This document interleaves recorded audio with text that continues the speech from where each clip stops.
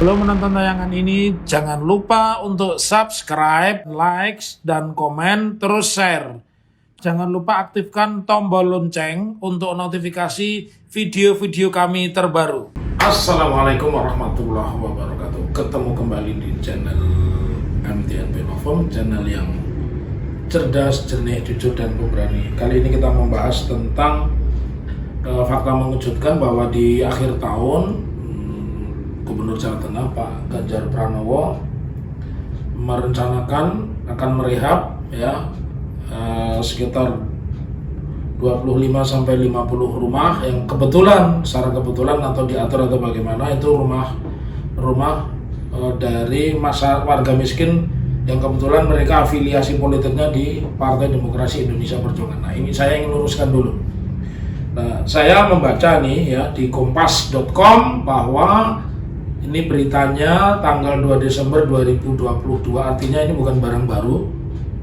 Korupsi dana zakat 1,1 miliar, Bendahara Basnas Bengkulu Selatan dijadikan tersangka. Ini ada fotonya, sudah memakai rompi tahanan ya, sudah ditahan ya, namanya Kejaksaan Negeri Bengkulu Selatan menetapkan Bendahara Badan Amil Zakat Nasional Basnas Bengkulu Selatan berinisial SF. Kalau lihat gambarnya ini berarti perempuan wanita ini ya, karena memakai hijab ya, sebagai tersangka dengan korupsi anggaran zakat infak sedekah sebesar 1,1 miliar.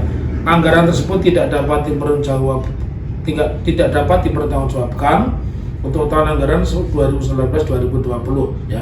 Kajari Bengkulu Selatan Hendri Hanafi menjelaskan dugaan korupsi pada anggaran zakat infak dan sodako yang didapat dari kewajiban ASN di Bengkulu Selatan selama 2 tahun, yaitu 2019-2020. Nah, ini polanya sama.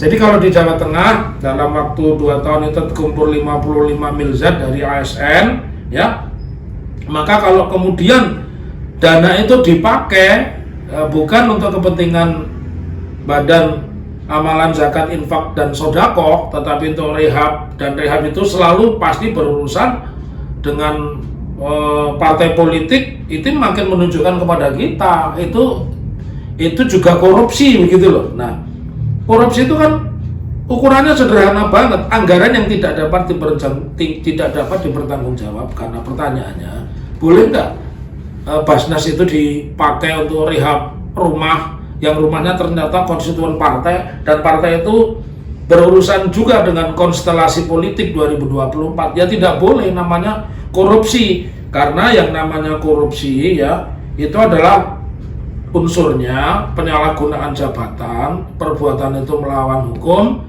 perbuatan itu menguntungkan diri sendiri atau orang lain. Nah, jadi pasal 2 dan pasal 3 ya, Undang-Undang Nomor 31 tahun 1999 sebagaimana telah diubah dengan Undang-Undang Nomor 20 tahun 2001 tentang pemberantasan tindak pidana korupsi jelas terpenuhi, karena digit anggarannya tidak sesuai ya. Jadi kalau ada klaim sepihak dari Pak Ganjar, juga klaim sepihak dari Ketua Basnas Jawa Tengah bahwa itu diperbolehkan karena itu orang miskin. Bukan begitu. Kenapa orang miskinnya harus PDIP? Kenapa orang miskinnya harus memberikan itu Pak Ganjar ya? Jadi menurut saya ini sudah masuk pada delik korupsi ya, pasal 2 dan pasal 3 ya, Undang-Undang 3199 sebagaimana yang diubah dengan Undang-Undang 20 tahun 2001 tentang pemberantasan tindak pidana korupsi. Lalu bagaimana solusinya? Ya ada 2. Satu itu dibatalkan ya. Kemudian yang kedua dilakukan yang namanya audit ya. Audit keuangan, audit investigasi, jadi ada financial audit, kemudian ada investigation audit untuk membuktikan di mana letak salahnya ya. Karena kalau tanpa itu, jadi kita jadi bertanya, kok bisa bagi-bagi uang sebanyak itu dulu penggunaannya bagaimana begitu kan?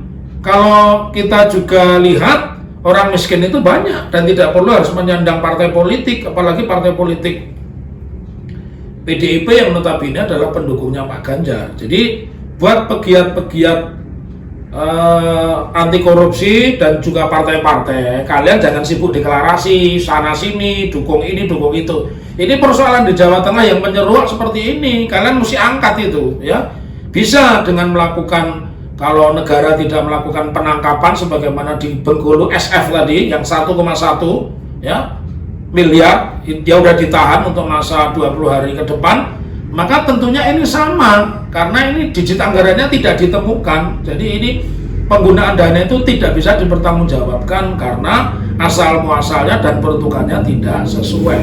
Jadi buat kalian pendukung partai, jangan cuma deklarasi sono sini, luruskan negara ini. Percuma kalian deklarasi bikin kelompok kalau ternyata nanti yang jadi presiden tetap Pak Ganjar ya. Jadi sekali lagi referensi ini akan membuka mata dan telinga kita bahwa di tahun-tahun mendatang ini kesulitan akan lebih besar. Karena itu yang sulit secara ekonomi, secara finansial jangan ditambah dengan perbuatan-perbuatan korupsi. Sekian, semoga yang sedikit membawa manfaat. Assalamualaikum warahmatullahi wabarakatuh. Tetaplah menjadi orang merdeka, orang yang kritis.